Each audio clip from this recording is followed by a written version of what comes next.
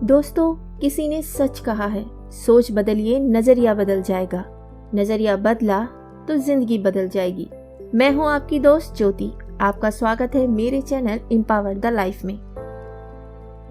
गौतम बुद्ध और स्वर्ग की कहानी।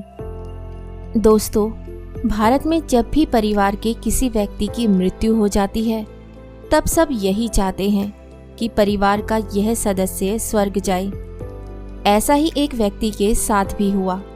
वे चाहता था कि उसके मृत पिता स्वर्ग जाएं। उस समय भी अभी के जैसे ही लोग हुआ करते थे जो कि यात्राओं का प्रबंधन करते थे। वे व्यक्ति ऐसे कई लोगों के पास गया जो कि यात्राओं का प्रबंधन करते थे, पर उनमें से कोई भी ये पक्का नहीं कर सकता था कि उस व्यक्ति के पिताजी स्वर्ग ही जाएंगे। इतने लोगों के यहाँ चक्कर काटने के बाद वे व्यक्ति काफी परेशान हो गया। तभी उसे पता चला कि गौतम बुद्ध उसके शहर में ही मौजूद हैं। वे भागकर गौतम बुद्ध के पास गया।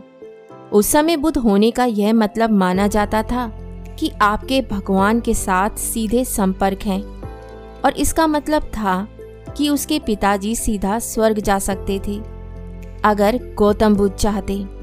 वे बुद्ध के पास गया।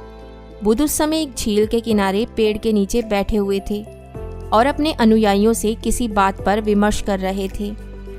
यह व्यक्ति उनके पास पहुंचा और उन्हें अपनी समस्या बताई। समस्या सुनने के बाद गौतम बुद्ध कुछ बोलने ही वाले थे, तभी उस व्यक्ति ने कहा कि कृपया मना मत करिएगा, मैं आपके पास बड़ी उम्मीद लेकर आया हूँ। गौतम बुद्ध ने इस पर कहा कि अब मैं क्या कर सकता हूँ, तुमने मुझ पर बड़ा दबाव डाल दिया है, अब मैं मना नहीं कर सकता। ऐसा करो, अभी घर जाओ, कल सुबह 4 बजे स्नान करके एक मटका लेकर आना। उस मटके में आधे पत्थर भरना और आधा मक्खन भरना और उसे कपड़े से बांधकर मेरे पास ले आना। उसके बाद यह देखा जाएगा कि तुम्हारे पिताजी के साथ क्या किया जा सकता है। उस व्यक्ति के पिता स्वर्ग जाने वाले थे, इसलिए वे तैयारी में कोई कमी नहीं छोड़ना चाहता था।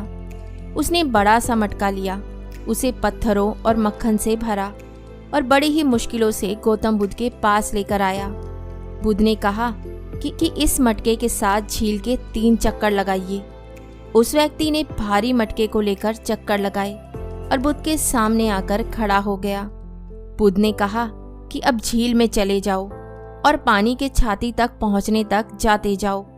व्यक्ति ने वही किया। उसके बाद बुद्ध ने कहा कि मटके को डुबा दो। व्यक्ति ने मटका डुबा दिया। अब बुद्ध ने कहा कि एक छड़ी उठाओ और मटके को एक बार में तोड़ दो। बुद्ध ने कहा कि अगर तोड़ने पर कंकड़ पत्थर तैरें और मक्खन डूब जाए तो समझ जाना कि तुम्हारे पिताजी स्वर्ग चले गए। व्यक्ति ने यही किया और पत्थर डूब गए, मक्खन तैरने लगा। व्यक्ति निराश होकर जाने लगा। तभी उसे याद आया कि पत्थर तो तैर ही नहीं सकते। वह बुद्ध के पास वापस आया और उनसे कहा कि ये तो प्रकृति के नियमों के विरुद्ध है। पत्थर कहाँ तैरते हैं और मक्खन कहाँ डूबते हैं। इस पर बुद्ध ने बहुत गंभीरता से कहा कि मैं भी तो यही कहना चाहता हूँ पुत्र, कि प्रकृति का नियम यही है। अगर तुम्हारे पिताजी पत्थर होंगे तो नीचे जाएंगे और अगर मक्खन होंगे तो ऊपर आएंगे। यही तो प्रकृति का नियम है। इसमें मैं क्या कर सकता हूँ और आप इसके बारे में क्या कर सकते हैं। तो दोस्तों, यह कोई नहीं कह सकता कि मरने के बाद व्यक्ति कहाँ जाएगा, और ना ही इसका कोई जादू है। यह तो कर्म का फल है।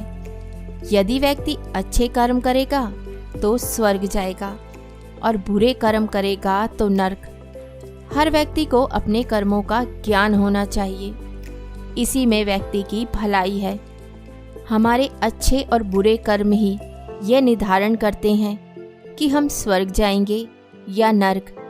तो अपने कर्मों पर ध्यान दीजिए, कभी किसी का दिल मत दुखाइए। उम्मीद करती हूँ आपको कहानी पसंद आई होगी। तो बहुत जल्द मिलती हूँ एक कहानी और नई सोच के साथ।